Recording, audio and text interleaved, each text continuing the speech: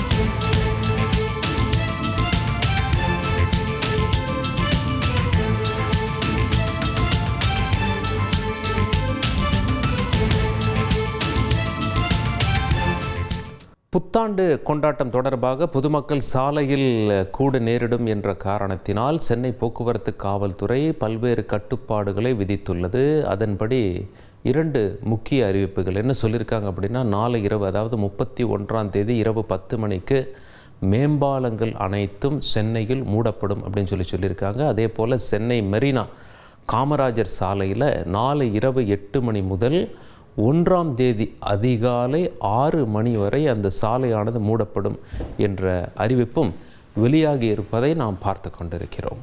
உங்கள் தந்திவன் தொலைக்காட்சியில் தெனாலிராமன் தினமும் மாலை 6 மணிக்கு காணத் தவறாதீர்கள்.